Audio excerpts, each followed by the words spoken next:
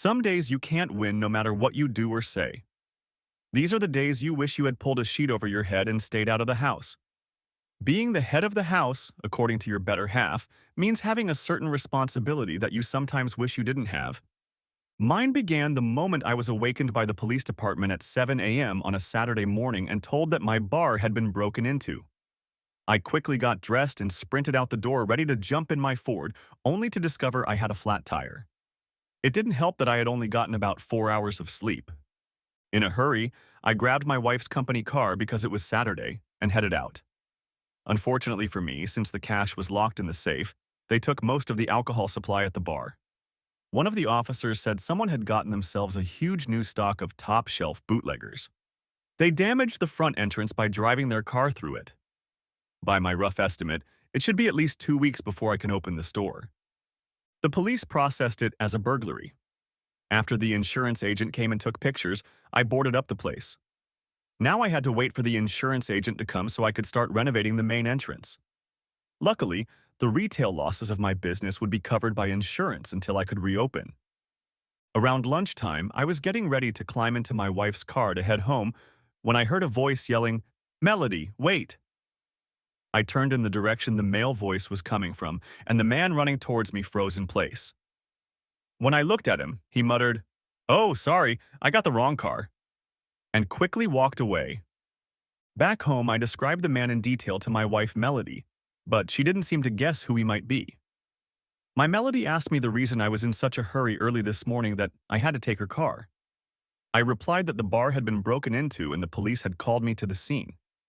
After taking a quick bite of a sandwich, I got out, changed a tire on my truck, and went to get it fixed. It turned out to be a burst valve stem. Before heading home, I stopped along the way to pick up 2 new pairs of blue jeans, a package of Hanes t-shirts, and a MAGA hat. When I returned, I found a note from Melody saying she had gone shopping. I usually worked Friday and Saturday evenings because that was when we had the most work to do. This meant that by the time I got home, it was already morning. I shaved off my beard for the first time in 12 years, then showered and got ready to hit the road as usual. Except I didn't brush my hair. Their natural curls ended up strewn everywhere.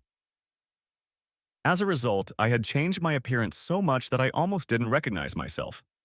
I was going to put this night to good use and check out the other establishments in town. I headed out at my usual time, as if nothing had changed, since Melody still hadn't returned. Entering the bar through the back door, I grabbed my new clothes and changed into them. I picked up an old pair of reading glasses that one of my coworkers had left behind to complete my new look. Clean-shaven, I looked much younger. With black-rimmed glasses, I could pass for a university dork. Then it occurred to me that everyone knew my truck, so I called a cab to pick me up and take me to National Car Rental. I chose a white mid-sized, unmarked white Ford. I started on the north side of town, making my way south. Walking into a restaurant, I ordered a beer and began researching how well-trained the staff was, learning the location, decor, customers, and prices. I was learning a lot of little things that could come in handy when starting my own business. After getting the information I needed, I would leave, often leaving behind a full mug of beer. It was at the 7th establishment, located along the Mississippi River in a poor part of town where university students hung out, that I discovered something that changed my whole world.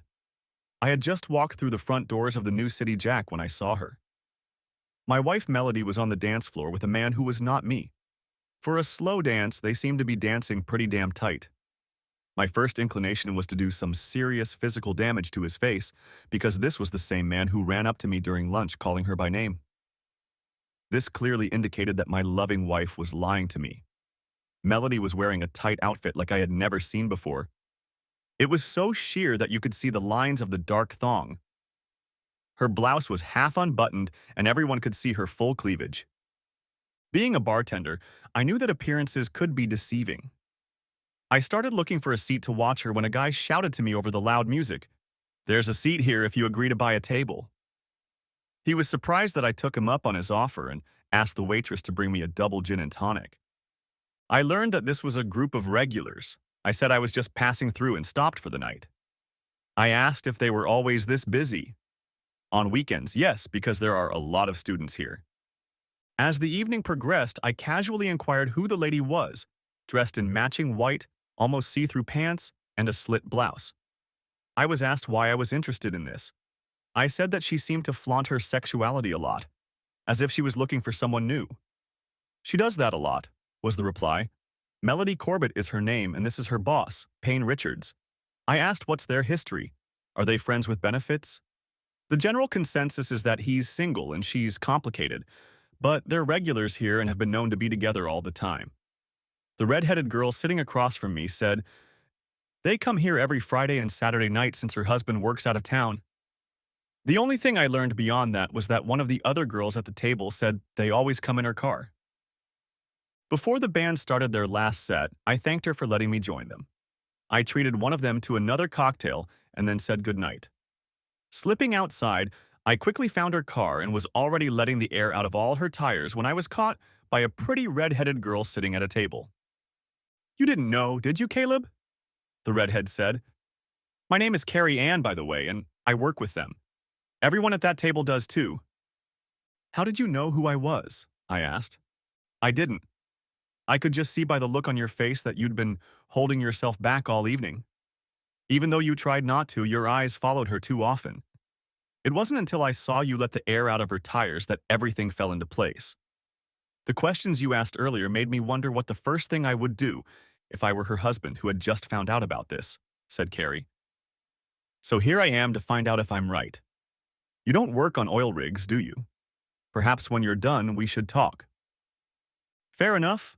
The white Ford Tarsus in the corner labeled For Hire is my car.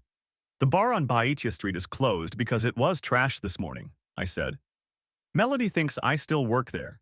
I used this night to check out the competition, and I've been going around to different bars all night checking them out. Here are the keys. Get in it. I really don't want you to get caught if someone else catches me. You work at Baitia's on Baitia. That place has a great reputation, she replied, picking up her keys and leaving. Once I was done, I joined her. Carrie was sitting in the driver's seat starting the car. I was lucky no one else got out. Where do you want to go? Asked Carrie. Somewhere where we won't be disturbed or overheard, I replied. My place, besides, I need a ride home, Carrie said with a smile. It was a 20-minute drive to her modular home outside of town. I was surprised to see a car in the driveway. That's my car, Susan. Susan, the brunette who was sitting with us, picked me up and we drove together. It's easier to brush off unwanted attention if you say you came with a friend. She said. I texted her and told her I'd taken a cab home. It was a beautiful house that looked like it was new because apparently it had hardly been used. She got us each a couple beers and we started talking. Carrie Ann, thanks for catching me. I don't know what else I would have done if I had stayed, said I. You made me realize that I may have been overreacting. That's not true. Payne has monthly standing rooms at the Ramada Hotel on 4th. If you check them, you'll find that the two of them go there right after closing time, Carrie Ann explained. She comes in with a shopping bag wearing blue jeans and a t-shirt, and when she goes out with him, she's wearing dressy clothes. After they got back about 2 or 3 hours later, she came out of the restaurant freshly washed, wearing the same blue jeans and carrying the same shopping bag in her hands. How do you know all this? I asked. My brother is one of the night managers. He works Wednesday through Sunday. According to him, they've been lovers for over a year, said Carrie. It was Melody who told him that you work on the oil rigs and can be away for up to 6 months at a time. As a result, he had the impression that you were a married couple in an open relationship. Apparently, she saw the shock on my face because she said, "Oh shit, you had no idea about anything at all?" No, I haven't. The first problem is, how do I get proof? I said. The second problem is her parents are backing my bar. I still owe them about $20,000. Let me talk to my brother and see what I can do on his end. They might have a videotape of her going in and out of the room. Also, she could get her own keycard for his room, suggested Carrie. I'll see him at our parents' house next Friday afternoon because it's my parents' anniversary. We exchanged contact information before I left. I wanted to see what happened when they discovered she had a flat tire. It would help me decide if what Carrie had told me was true. I got back to the bar just before closing time, glad that there was plenty of light in the parking lot before the bar shut it down. It was a few minutes before Melody and Payne walked out of the building, holding hands and furtively kissing as they walked to her car. I noticed that he pulled her keys out of his pocket to open the passenger door for her. That's when they noticed the flat tire. As they approached the trunk, he noticed a second one. Melody ran around the other side of the car, discovering that all the tires were flat. I wasn't close enough to hear what they were saying, but I saw enough to know that they were acting like a married couple would in this situation. It said a lot about how long their relationship had lasted. It wasn't just a flash in the pants. He pulled out his cell phone and made a call. 20 minutes later, a tow truck with an air generator showed up and inflated the tires. I watched them as he drove them back to the Ramada Inn on 4th. Just as Carrie explained that when I was supposed to be home, Melody came out with still damp hair, dressed in blue jeans, carrying a large shopping bag from Macy's. It's hard for a man to realize that the woman who swore in her marriage vows to love only him has willingly and eagerly turned into someone else's whore. I know I just learned this firsthand. I headed back to return the car. They called me a cab so I could pick up my truck. It was already 5 in the morning when I got back to my driveway. I fell asleep on the couch in the downstairs family room, dressed the same way I had been when I left for work. The next day, she didn't even realize her secret was out. Mel and I met when I was talked into helping a buddy out by arranging a last-minute double date. Mel's family was visiting cousins, and he couldn't go on the date without her coming with him. As soon as I saw her with her shoulder-length black hair that seemed to draw you in with her blue eyes, I was interested. You could tell she had Betty Davis eyes because when she looked at you, it seemed like she was looking right into your soul. I was soon blown away. Even without makeup because her father, a strict man, wouldn't allow it, she won me over. I ended up going to see her every weekend for 2 hours until I graduated against my old man's wishes. I guess you could say my persistence wore him down. She went to college and I didn't. I worked and took business courses online. Her sophomore year, she got an engagement ring. The next summer, the bar went up for sale. Her dad and I went in there for a couple after he delivered his woodcraft. I mentioned that whoever bought it would have to gut it. It was too dark and old. He said exactly what was needed, and I spent an hour explaining to him what was needed and why. He ended up lending me money from his retirement fund at 6% interest and even helped me gut the house. I detailed the new design. We built it together, saving major labor costs. In 10 years of owning the house, I had reduced the loan amount from $200,000 to just under $20,000. It was now worth twice that. For a man like him, keeping his word was very important. At this time, Melody's parents insisted that we start a family. I was more than ready, but she wasn't. Now I understood why Melody wasn't ready. In her eyes, from what I could see, I wasn't good enough to be the father of her children. On Monday, I went to the bank, applied for a commercial loan, and got an overdraft. The bank agreed to it if I paid off my father-in-law. By Wednesday, everything was ready. When I handed Melody's father the final payment, he handed it back to me signed, "If you recall, you gave me the rights to the design of the bar you created, but not the name." My retiree sold the plans 6 times, and as a result, I more than doubled my initial investment in you. He then wrote out a letter stating that the last payment on the mortgage I received was paid in full. The next day, I went to the bank again and repaid the loan, leaving only the unsecured overdraft. The renovations and some of the changes I had in mind were progressing according to plan, but my wife, with her head up her ass, still didn't understand what was going on. It was becoming obvious to me that she was oblivious to what was right in front of her, including me, as her thoughts were preoccupied with other things. Friday night, I arrived at my wife and her lover's favorite place, changing into the same disguise I had worn the week before. Using Ami du Chambertin, a cheese from France, I plugged the exhaust pipe in her squad car, shoving it so it couldn't be seen unless you looked directly into it. Its pungent odor was worse than a huge hog yard. As it fermented due to the heat, it got worse. Before going into their favorite bar, I found his company car parked outside the hotel, and after pouring a 2-pound bag of sugar into the gas tank, I removed the valves from the stems. Soon I was sitting with their coworkers again and watching them continue to flaunt their sexual relationship. They were so engrossed in each other that they paid no attention to anything or anyone around them. At times they got so heated that just watching them made people hot. Carrie Ann tried to stay close to me. She even refused all requests to dance. At times when she saw me tense up, Carrie would take my hand, urging me to stay calm.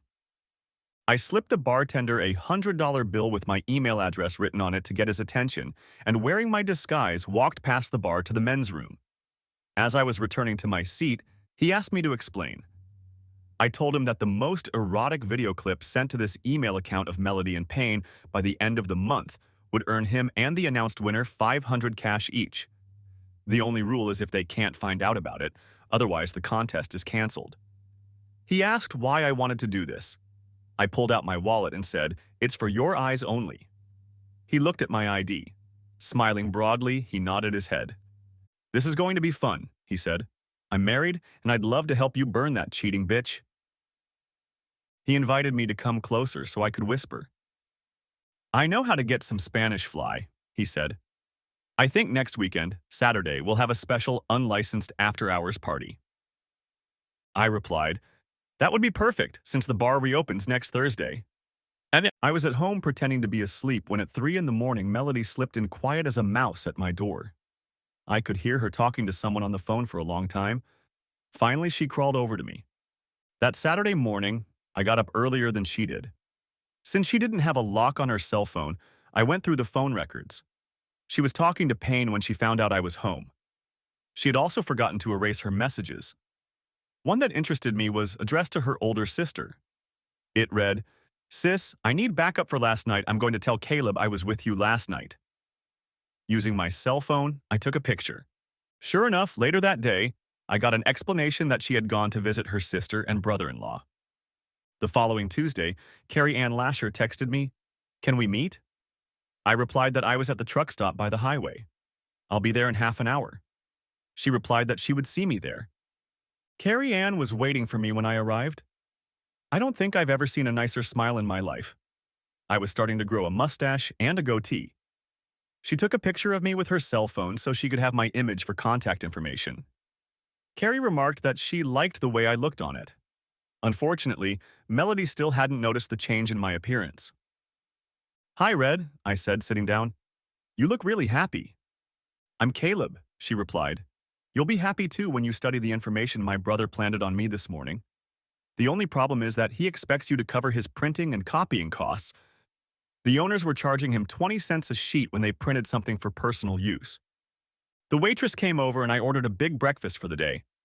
3 eggs, 3 slices of toast, sausage, and bacon. Carrie ordered a cheese omelet. We both ordered orange juice and coffee. Information revealed that Melody had had her own key card to his room for over 6 months. He copied every time it was used.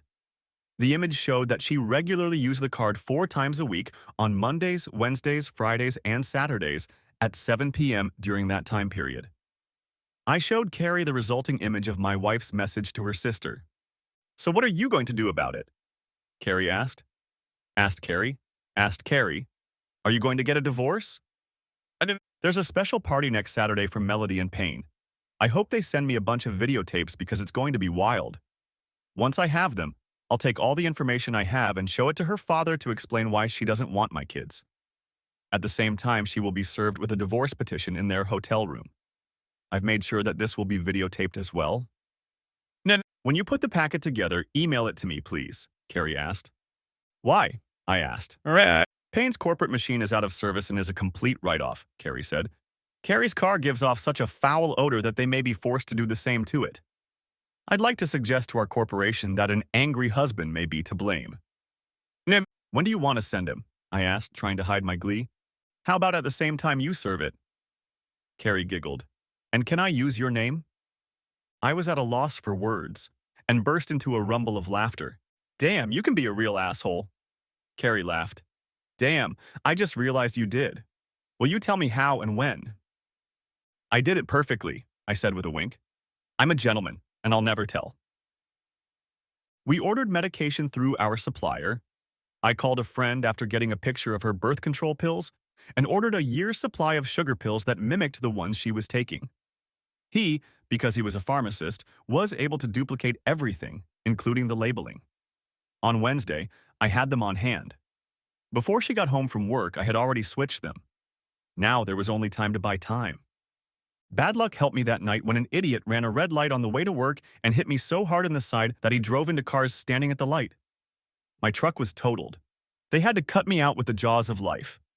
I was taken by ambulance to the hospital to be checked out. My wife Melody and her parents met me. After 6 hours of examination, I was finally discharged. The doctors prescribed at least 2 days for me before returning to normal activities. No driving for a week, he said, to give your broken bones time to heal. After that, a month of light duty. That meant Melody stayed home, looking after me after work.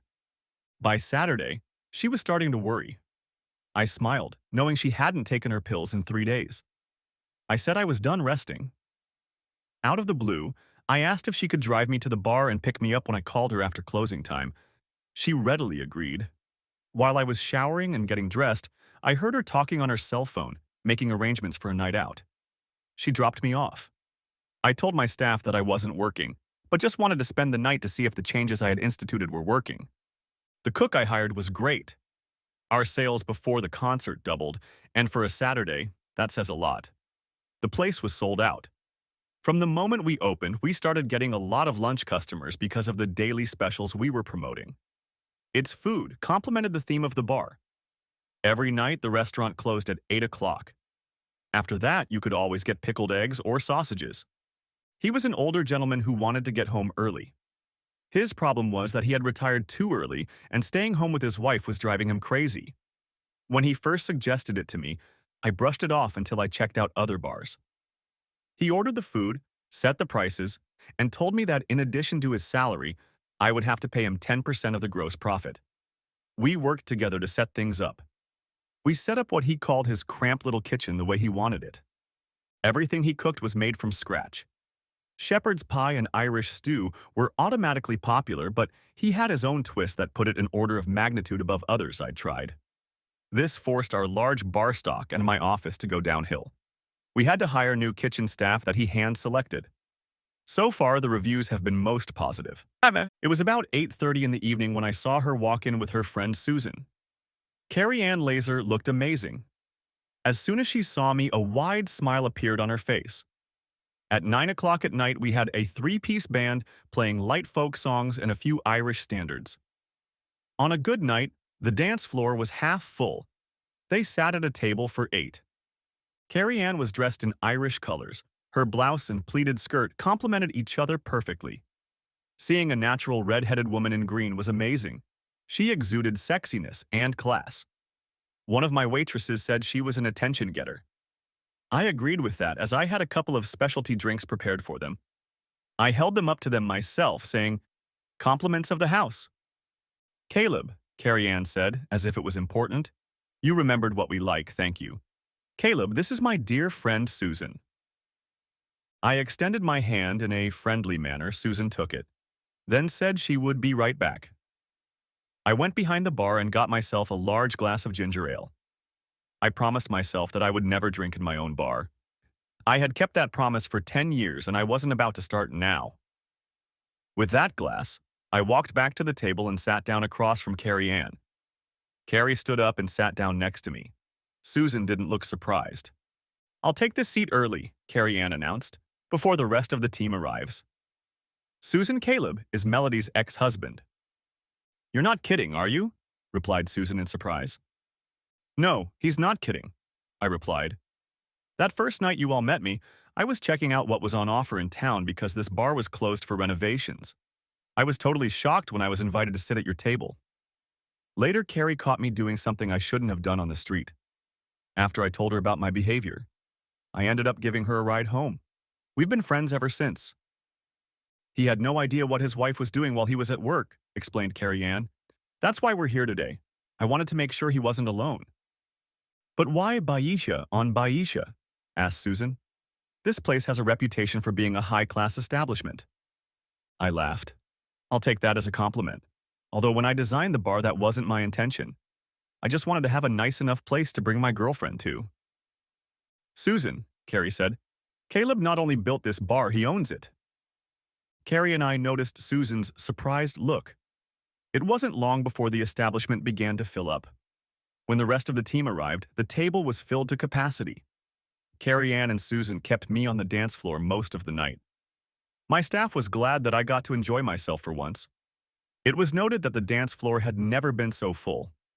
I was surprised when everyone agreed that the volume of the orchestra was just right. It was loud enough that you could hear your thoughts. The staff noted that we had a larger crowd than usual for a Saturday night. After the bar closed, I asked Carrie Ann to drive me home. She and Susan did so. That's when she told me that most of the crew agreed that this place was a much better place to hang out, since it wasn't geared toward the university singles crowd. I was pleased, as word of mouth had just expanded my clientele. Waking up late Sunday morning after 8 hours of sleep, I found that Melody wasn't home. That didn't surprise me. I figured that if everything had gone according to plan, she wouldn't have made it back in time. I spent the next 2 hours as a very concerned husband. I called every family member looking for her, and in doing so, I didn't hide my worry as all calls from me to her went to voicemail. I called Carrie Ann and told her what was going on. She decided that my calling everyone was a smart decision on my part. While talking to her, I got another call. I told her I would call her back. It was my father-in-law. "Hi, Dad," I said. "I'm sorry I haven't heard anything since I talked to you this morning." "I thought so, Caleb. That's why I'm calling." Mary and I decided to come to the Ramada Inn on 4th for their Sunday brunch.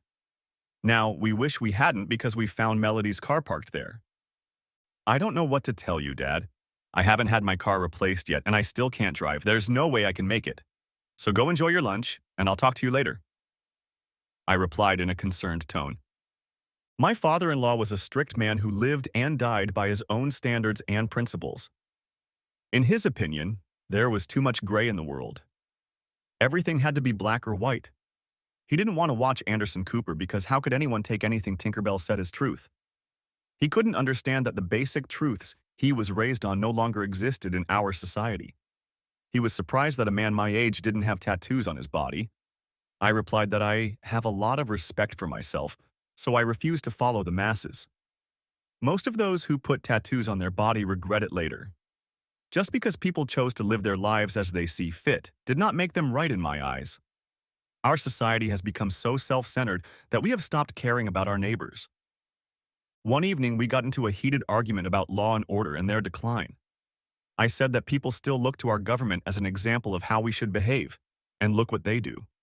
One side says we should follow the law, the other side promotes breaking the law. One promotes a lack of accountability, the other demands accountability. The word racist has been changed by one political party to mean that regardless of color, religion, or heritage, you are a racist if you don't promote and accept their views as if they were the gospel of Jesus Christ. If Hitler were alive, I added, he would claim they followed him in his early years. In their eyes, you and I are just a minority to them and their followers who are too stupid to follow their doctrines. If you argue with them or oppose their wishes, you are branded as a racist, harassed, and attacked. Now they show up in democratically controlled cities wearing masks, peddling their form of social justice against people like us. The only opinion they want to hear is their beliefs coming out of your mouth. Unfortunately, the leadership says the situation will be investigated and charges will be filed, but we both know that will never happen. Equal justice for all is a thing of the past. He agreed that before it gets better, it will get worse. This is exactly what Hitler and his followers did before they came to power. We who study history to learn see our great country repeating history. It is sad that one party had to bring this kind of culture back to America and make it normal again. It was these same views that led to the first Civil War in the United States of America. At times I had to wonder if we were headed for the second one. Dad, I finished, whether we like it or not, this is the reality of the world we now live in. The way he looked at things, if Dad caught Melody with a lover, she'd be lucky to escape his wrath with her life intact. I texted him that this wasn't the first time she'd gone somewhere without my knowledge, and attached an image of her text message to her sister. I called Carrie back to let her know what my father-in-law had discovered, as well as what I had just done. She laughed and then asked what I was doing. I replied that other than smiling, it was nothing much. "Do you want me to pick you up so we can do something?" she asked. I honestly said I'd love to, but it's probably best not to disappear. They would worry, and I think they already have a lot to worry about at the moment. It was about 6 in the evening. I was sitting in the kitchen eating delivered pizza when I heard a car pull up to the driveway. Looking out the window, I saw it was Melody's dad, and he was alone. I watched him get out of the car. He looked like a broken man. I went and let him into the house and then pulled out a bottle of Marker's whiskey to pour us a nice stiff drink. Taking a clean plate, I told him to have a slice of pizza. Caleb, it's bad. I was at home when I called you. Your message got me thinking, and I went to talk to Mandy first because I wanted to make sure my thoughts were right, he said. I asked the day manager of the hotel to call the night manager early. I came back. It seems the affair with Melody had been going on for over 6 months. Mandy, her older sister, had accidentally found out about it herself and promised to keep it a secret because Melody explained that she wanted to experience the life of a wild single child before settling down and raising children. I pretended to be shocked, but partly I was because I hadn't expected Mandy to be honest about it. I was about to leave when Melody came out of the elevator holding his hand. He had a huge smile, like he was proud of his latest conquest. I was at a loss for words. The night manager and the day manager had to pull me away from him. He said, I came here because I think this will be the last place the cops will look for me. Dad, the first thing I'm going to do is call Mom to let her know you're okay, I said. Then I'm going to call the manager of the Ramada Inn to see if Melody's lover is going to press charges. My mother-in-law was devastated, but was grateful that her husband had come to see me. Melody called her to apologize. Her mother said, For what? For getting caught? For creating a situation that could land your father in jail? For having an affair? Or for what we found out? Your apology means nothing. What about Caleb, about your marriage?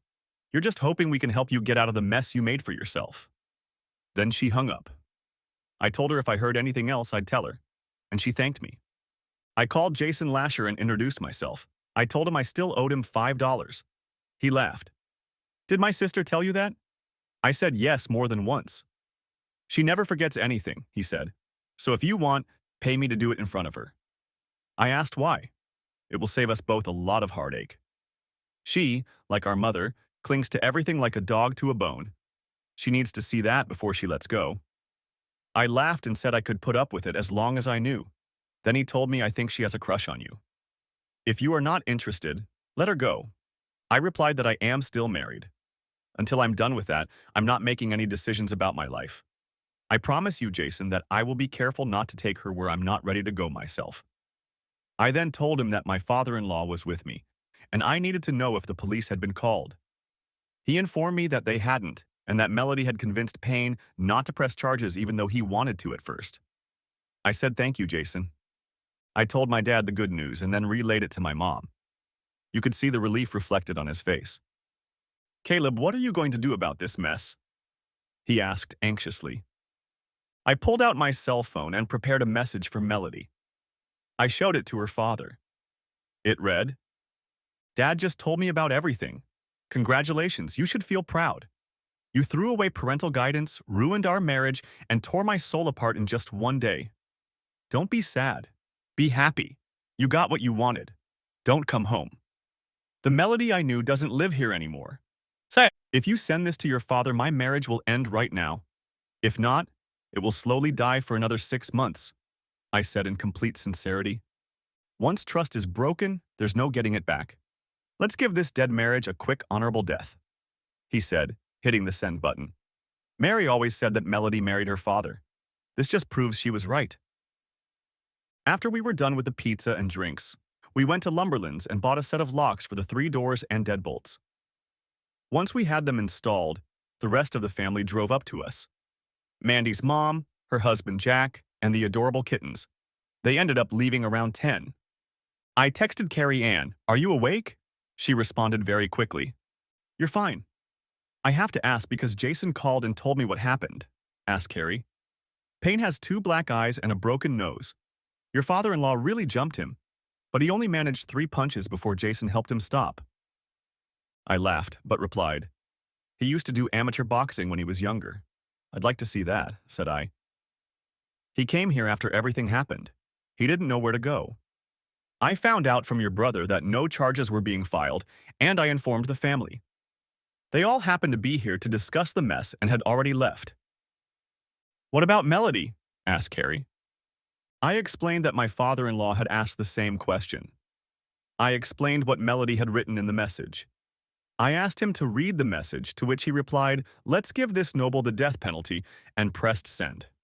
"Your father-in-law sent the message for you. That's unrealistic. There was no forgive her, give her a second chance dance," stated Carrie. No, in his eyes, she broke trust, and there's no getting him back. He still sees everything as black or white.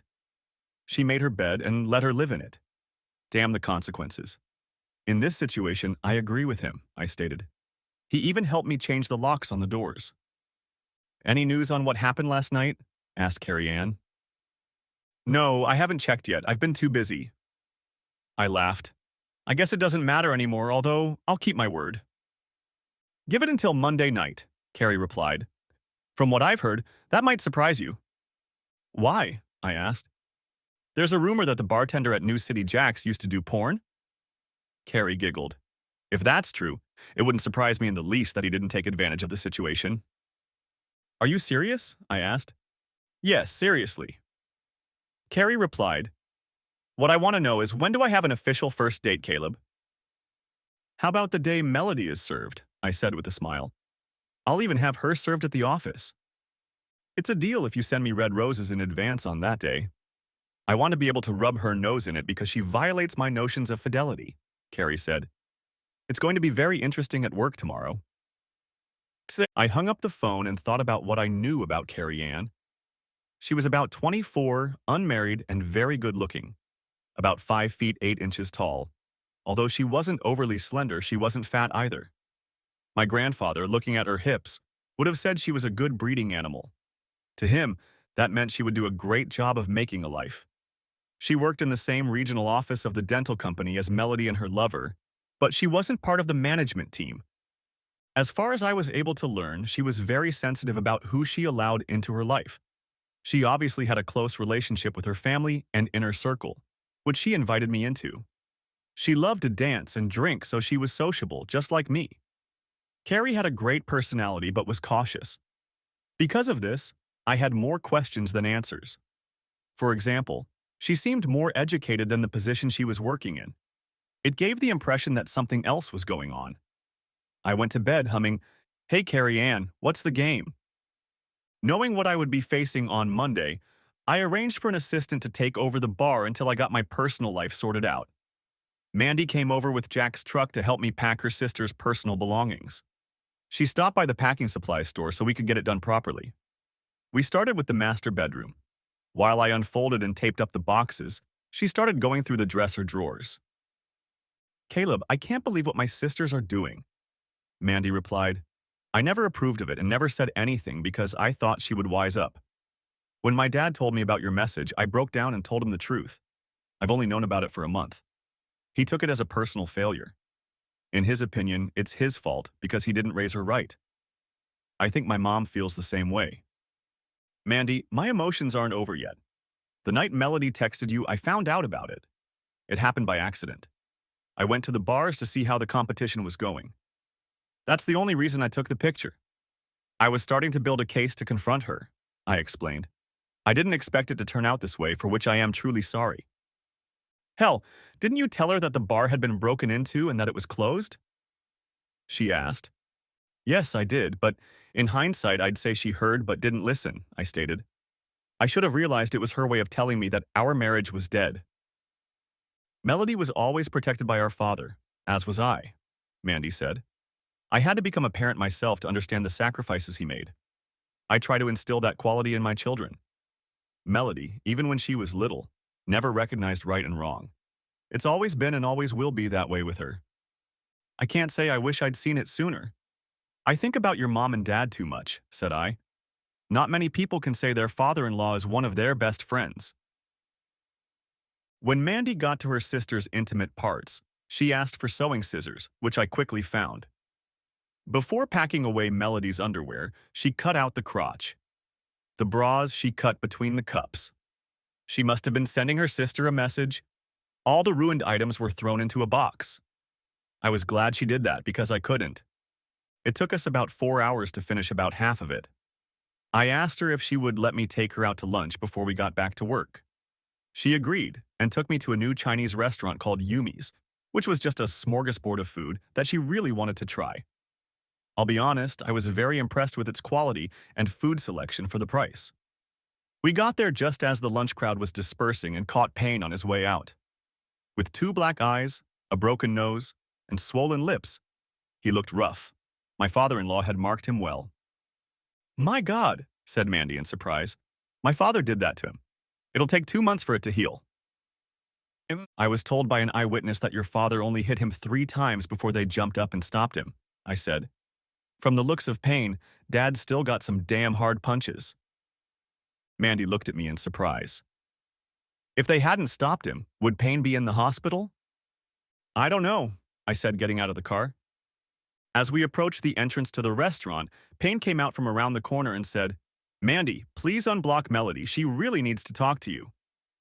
Payne, have you met my brother-in-law Caleb? She replied. I stepped forward. Payne's face went dead white because he realized it was me driving Melody's car.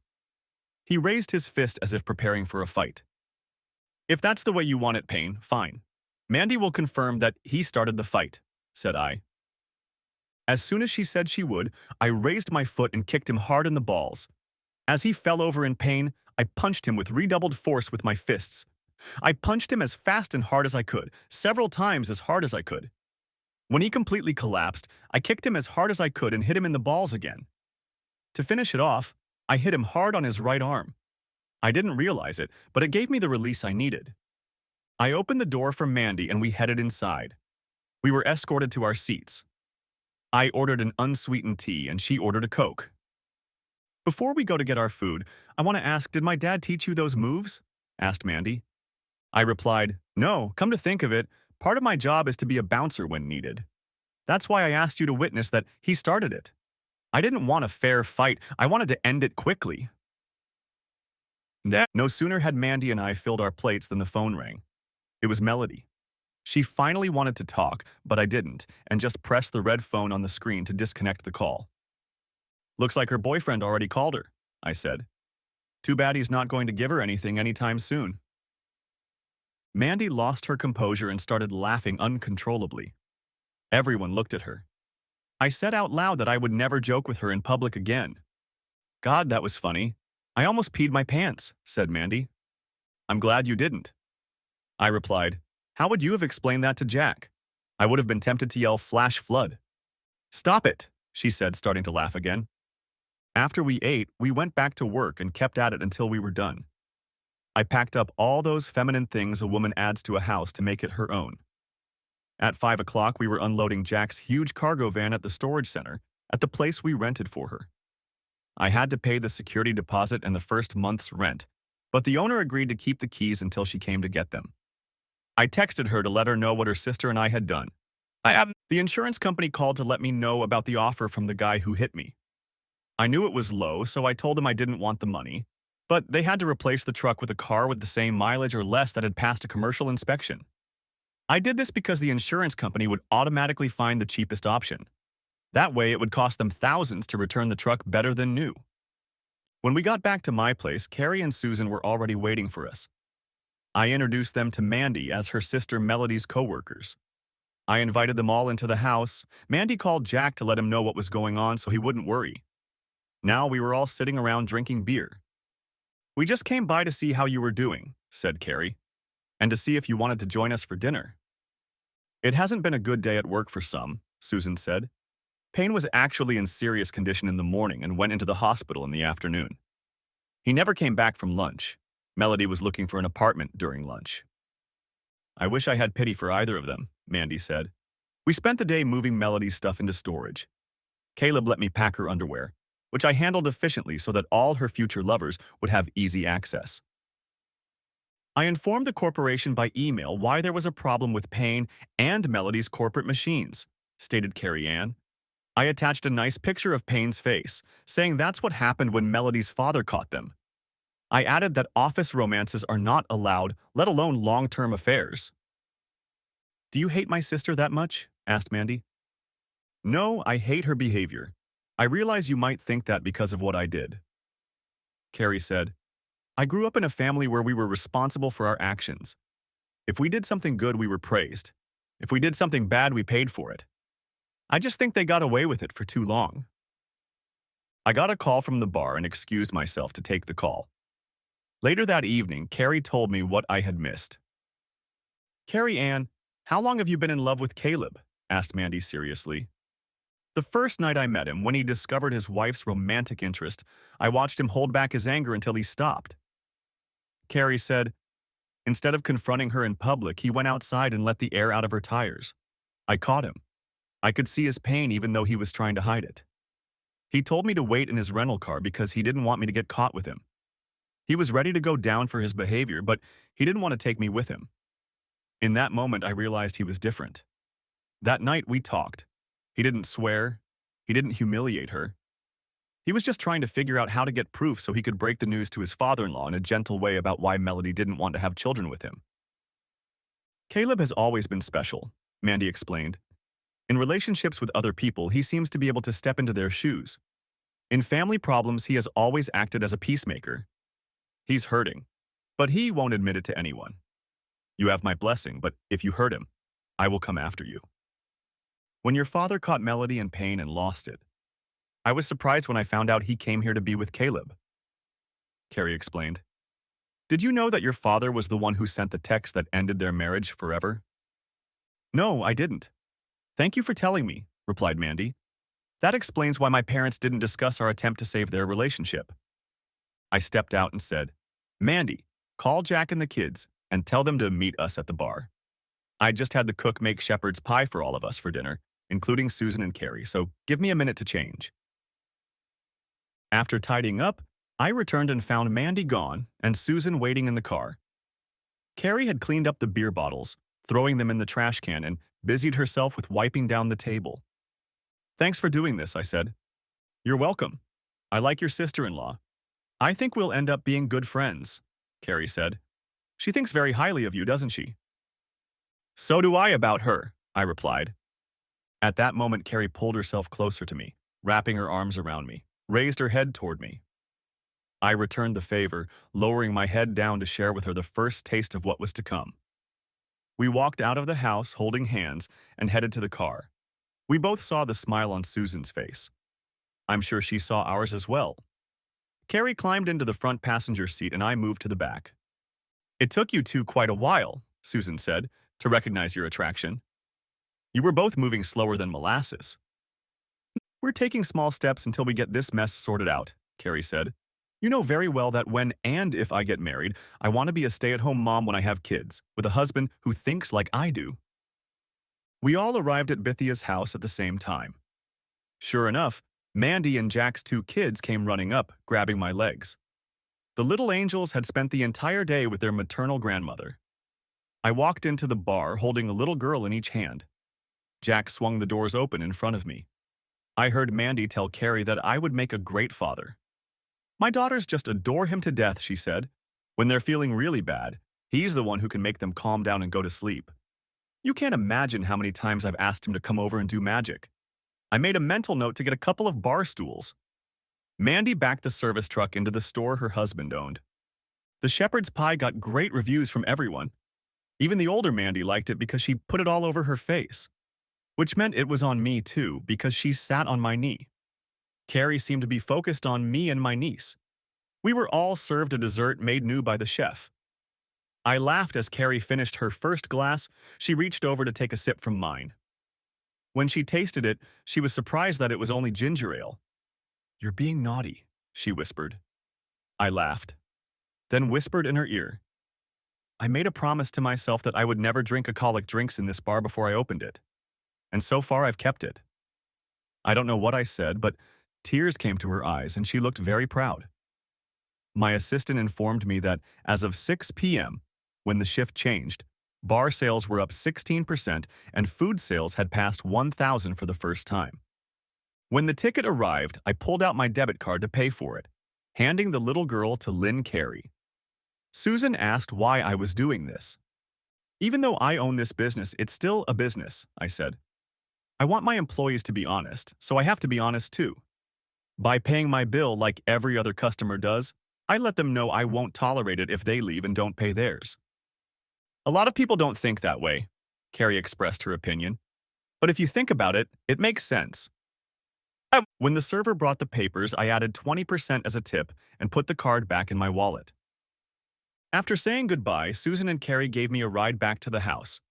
It was time to check on the party Saturday night. Opening my email account, I found out that what Carrie Ann had told me was true. The bartender at New City Jack's had sent me a 2-hour videotape of the night's events. It was professionally shot from different angles. They had 69 sex, anal missionarying, and the way he sucked me off. The video was called Surviving University Night and started with Melody Corbett and Payne Richards. The show is strictly for 2 players. When I opened the second and third files, I found copies of the contracts that both had signed, and their signatures were legally witnessed. It was now for sale on a paid adult site to which I had a link. The note said, "This should give you the negotiation tools you want in a divorce." I went that route because it sells overseas and generates revenue every time it's shown, and I figured with your attitude you wouldn't mind. I didn't mind, and he was right. Melody will make sure her parents never see it. I texted Carrie, "You have good judgment." The porn movie of Melody and Payne's college night has now been posted on a paid adult site. I was disappointed at the lack of response until a short while later when I heard a knock on the door. I had just finished showering and put on my pajamas. I opened the door half naked and wearing sandals. It was Carrie, and she was smiling broadly, but it wasn't Carrie, if you know what I mean. In less than 2 hours, she had lost at least 20 pounds from the bottom of her chest down. Come to think of it, she used to be a 10. Now she had to be a teenage 5. Wow, was all I could say as I was in complete shock. Who are you and what have you done to my Carrie Ann? You like it, Carrie replied. I've gotten rid of my body shapes for good. There are a few things I need to explain, and your message allows me to do that. Richards Dental Supply Corporation has been under investigation for over 2 years, Carrie Ann said. I work for the FDA as one of their investigators. They put me inside undercover, so I had to make sure I didn't look like the woman Payne was after. Why? What? I said in utter confusion. All the materials they sell to make false teeth and dentures are imported from China. We noticed they were undercutting the prices in the market, and we had to find out why. To do that, we needed to get inside to do a forensic audit, Carrie Ann explained. It took us so long because they used 3 different companies to hide the sources of the materials. Their search took the longest. Richards has been selling contaminated materials to unknown consumers for over a decade while making obscene profits. Most people who have bought plates made from their materials have lead in their mouths at all times. Payne has a history of going after married women. I'm afraid Melody is his next victim. One day she'll wake up and realize he never loved her. She was just a whore he could use for his pleasure. That's when I came into your life, I said, and distracted you. So Susan is an agent too? Yes, I met her in my first year of university. We were both studying accounting, said Carrie.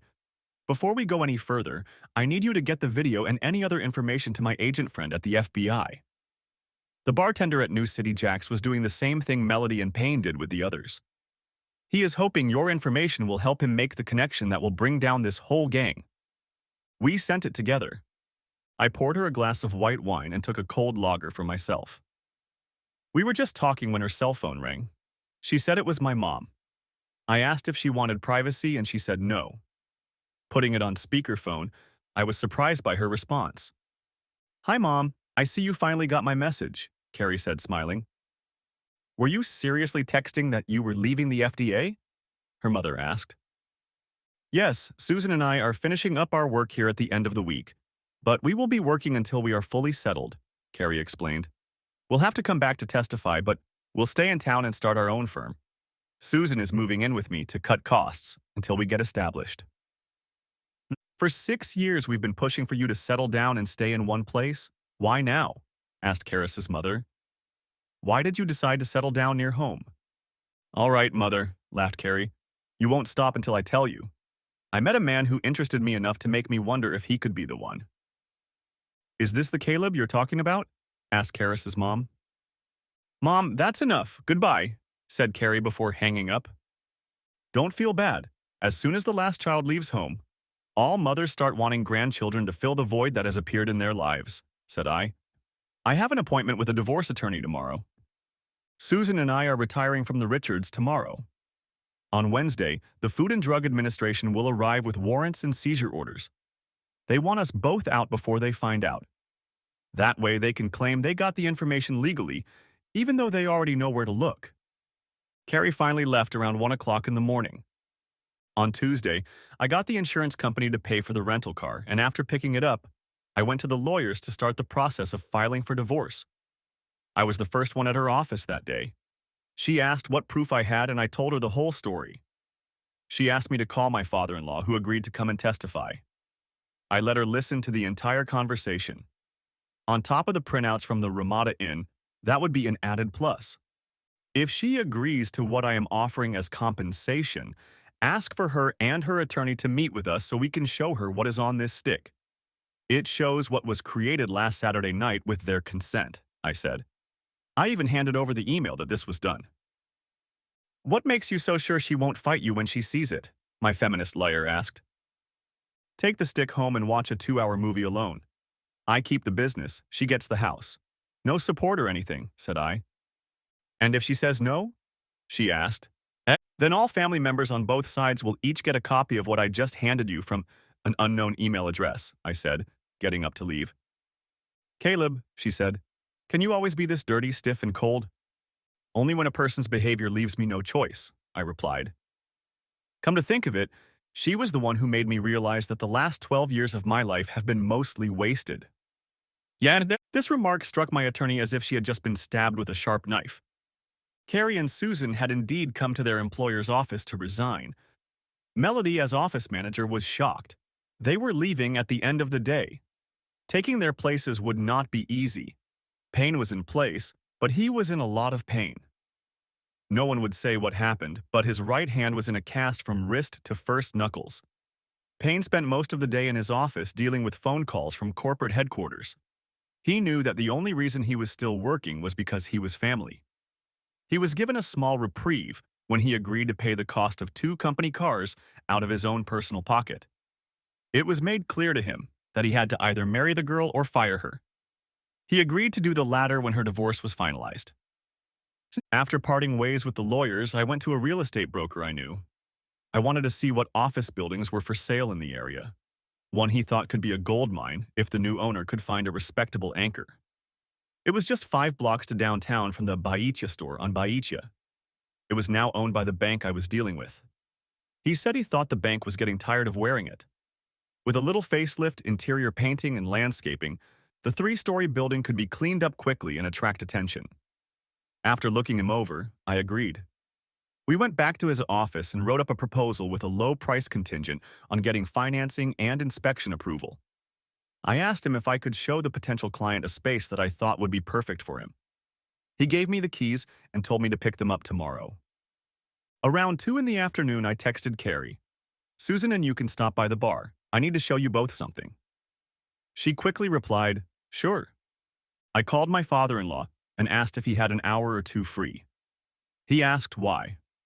I explained that I was afraid I had to sell the bar to settle the divorce case and needed to start getting ready for a fresh start.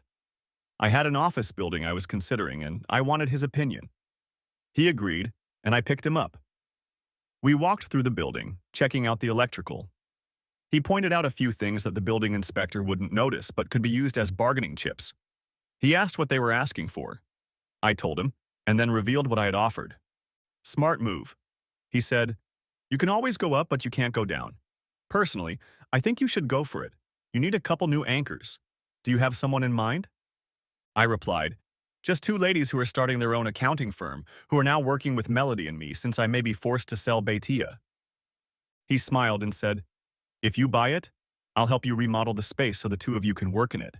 It's bigger than your current one. Plenty of room for parking. Mandy tells me you're friends with them.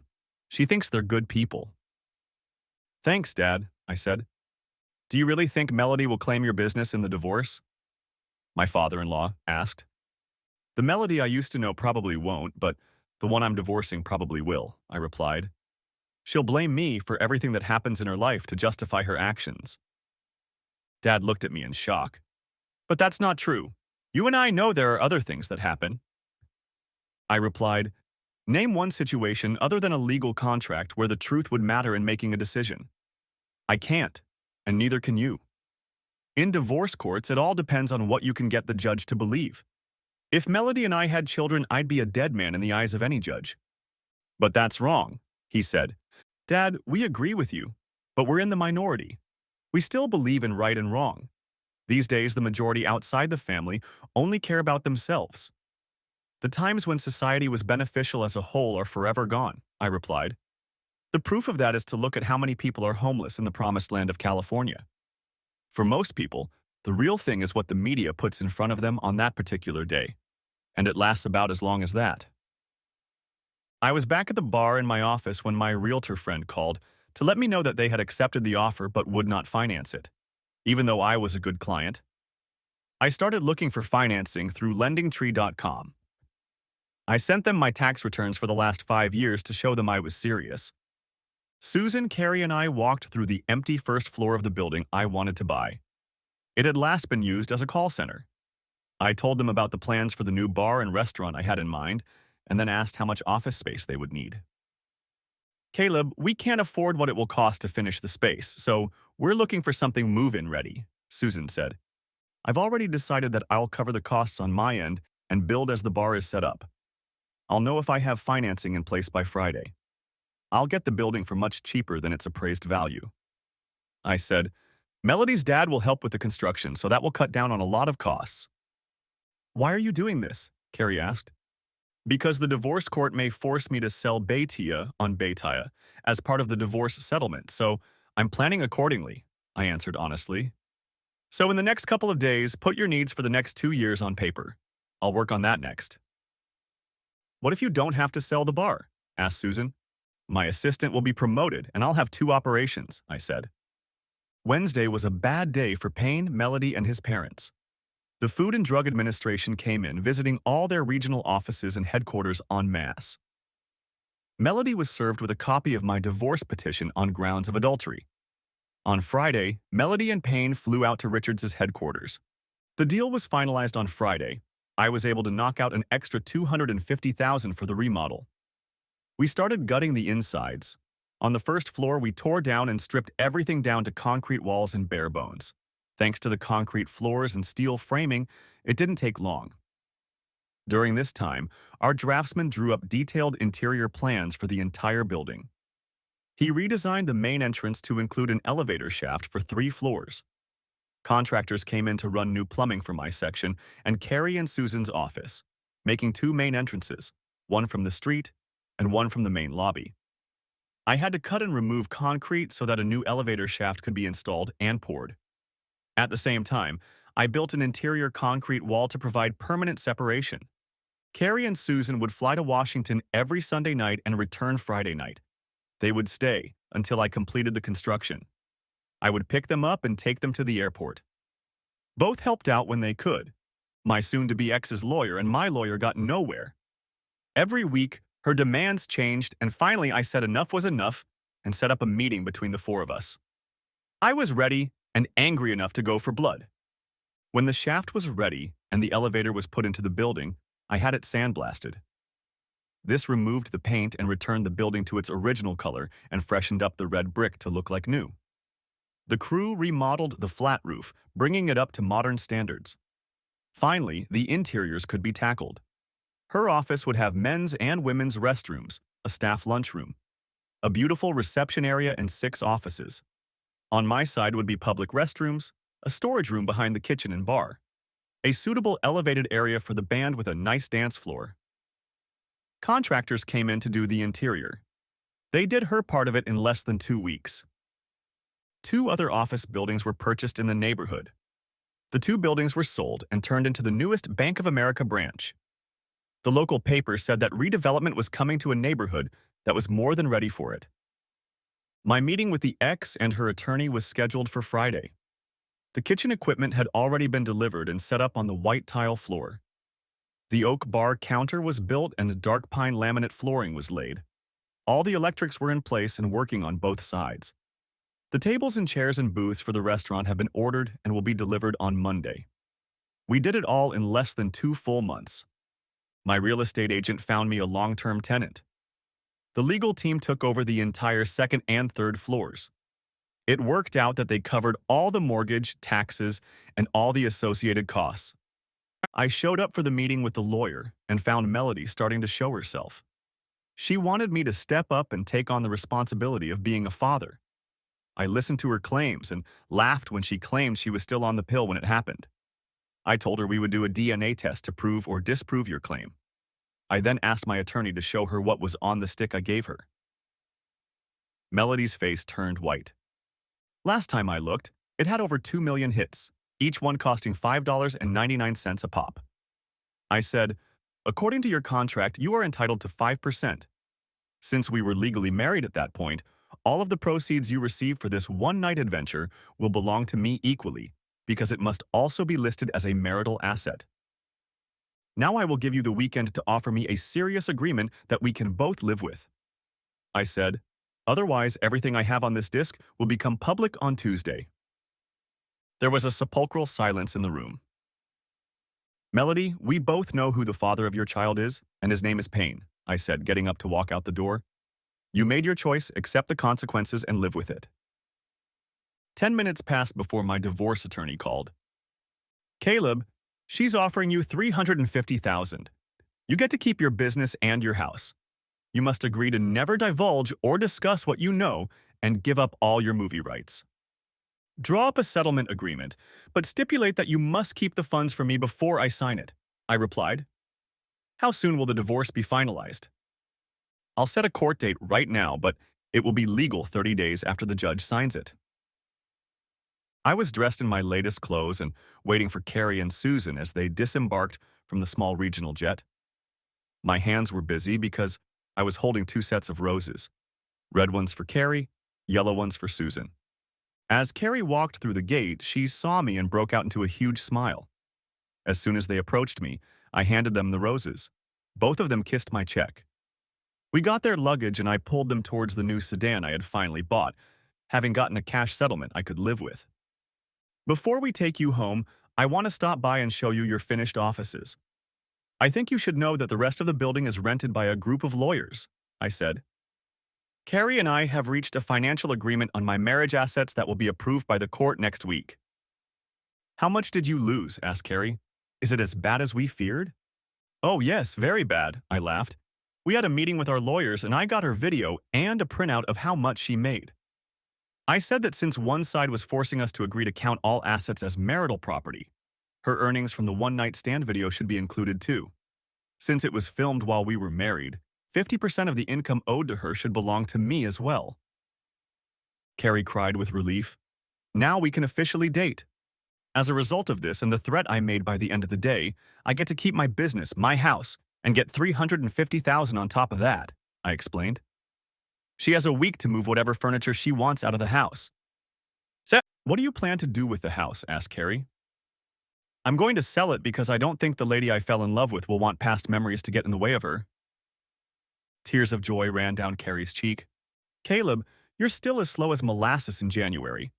It took you over 2 months to say what I knew the night we met Mandy and her family, stated Susan. But when you do it right. Even Susan, usually more reserved, cried when they saw their finished offices, which were now available for use. The use of oak and pastel colors made the space warm and very professional.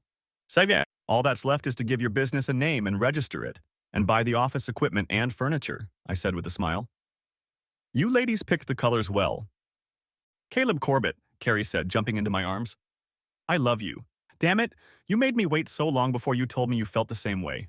No more holding back. Good. I just nodded my head, pressing my mouth to hers and gave her a long-awaited, deep erotic kiss with an exchange of tongues. Finally, we took Susan to Carrie's house where they were both now living. This was the first time Carrie had traveled home with me. We spent a few hours catching up and fully opening up to each other. We went to our favorite parking lot for breakfast. Then, I took her to Gerard's to look at rings. From cheap to the most expensive, she saw one she really liked, but walked away when she saw the price. I asked the salesman to bring it out so she could try it out. I went and brought it back. Carrie put it on her finger. It fit. While she admired it, I handed the salesman my debit card. Carrie said, "Stop, it's too much for something I'll only wear for a few months. You can put it in your jewelry box and give it to our oldest daughter when she turns 16, I replied in a firm voice. Even the salesperson had tears in her eyes as she processed the sale. Of course, the first person she called was Susan. We arranged to meet at the Baitia restaurant on Baitia at 6 o'clock. I told her that she should invite her mother and father to join us. She did so. They wanted to meet the man who had finally convinced their free souls to come home. I called Daniel, my former father-in-law, and his wife.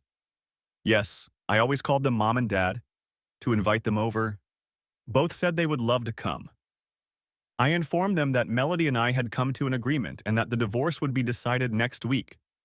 I found out that Payne and Melody announced their engagement in a text message a week ago because they still hadn't spoken. I contacted Mandy and asked her to bring the whole family. I called my chef and asked if he could cook something special and explained why. He said he would make a traditional Irish thick lamb stew with fresh cedar cookies and add his own twist to it. He asked the bartender to serve Irish coffee with plenty of fresh cream for everyone but me. Unexpectedly, he ordered a separate table at the back of the room so we could have some privacy. Daniel and Mary, my in-laws, showed up first. This allowed me to introduce Carrie to them first. The biggest surprise was for Carrie and me. Her parents, Bob and Roseanne Lasher, were well-known relatives. Daniel seemed to keep them in the loop on all the details when they were at work. When Jack and Mandy showed up, the little ones immediately rushed to me. At their ages of 4 and 3, they hugged me tightly. I leaned over and took them both in my arms. Carrie held out her arms and the younger ones went to her. Over a huge dinner, we informed everyone that Carrie had gotten her ring. Everyone was shocked at its size. When Carrie explained how it happened and my response, her mother tried not to cry but couldn't. Even the relatives gave us their approval. They were confused when Carrie told them it was okay if I called you mom and dad. Cale made it clear that you will always be mom and dad to him. As usual, the food was exceptional. When my ticket was brought to me, Carrie's dad snatched it up and said this one was on me. I wanted to say something, but I felt a foot kick me in the shin, and I didn't. After everyone left except her parents, we told them our whole story down to the smallest detail. I want to ask you, Cale, if you don't mind me asking, we've all but you have had Irish coffee more than once. Don't you drink any? Asked Bob. I laughed. Carrie smiled. Papa Cale doesn't drink in any establishment he owns. Never has and never will. That's a promise he made before he even built this establishment, explained Carrie. It's his way of keeping to himself and setting an example for his employees. So this establishment of yours is a bit high class, isn't it? He said with a laugh and a smirk, then added, I think it's the only establishment I think is good enough for my daughter, my friend. We brought them in so they could see the layout and design of her new office, and it gave us a chance to talk while the woman gave the royal tour. He was impressed with the quality of the work, the overall design, and the colors. I could tell that as a father he was very proud. Daniel sees you as the son he never had. Says you're a man who stands up for his principles better than ever. Karis's father said, I don't want to say Daniel is the father I never had. I grew up in a poor home without a father. He left before they were even married. My mother couldn't have a relationship with another man. So she raised me and my sister alone, I said. It was through Melody that I met him. He was as tough and hard as I was, street smart and libidinous, but he never backed down. Daniel always stood his ground when necessary. I learned a lot from him, like the fact that a real man is strong. In every way, he is my father, not by inheritance, but by choice. The moral principles and standards I carry within me came about because of him. I can honestly and proudly say that I became who I am because of him. We stood like that until the ladies returned. And then Carrie's father spoke. Carrie, the only thing your mother and I can say based on what we have been told and what we have learned. We approve of your choice and would be honored to consider him our son, he said. So welcome to Caleb's family. He held out his hand, and I shook it. Carrie told me later that she was in complete shock because her father had never approved of anyone else before. We spent the night together. It was sad to see her go back. Both Susan and Carrie wanted to leave the FDA on good terms. On Monday, I put the house on the market. Wednesday, I signed the divorce agreement and got the money she held in trust. On Friday, I sat in court and watched the judge issue the divorce decree. Melody never bothered to show up. I picked up my associate from Bithia's on Bithia and took him to the new bar. He liked the layout and the kitchen. The city council had given us all the necessary permits. It was a sports bar taken to the extreme. All that was left was to give it a name. Charlie, you've been with me from the beginning. Would you agree to leave Bithia's and run the place as general manager? I asked. Yes, of course I would agree, he replied gleefully. 75,000 a year. I said, with a 10% bonus each year based on net income. Charlie was shocked. He had just gotten the biggest promotion of his life if he played it right. He saw how much I believed in him. What are we going to call it? He asked. Charlie's Bar and Grill. It was 3 years after the divorce. The accounting firm of Corbett and Sullivan had become a huge success.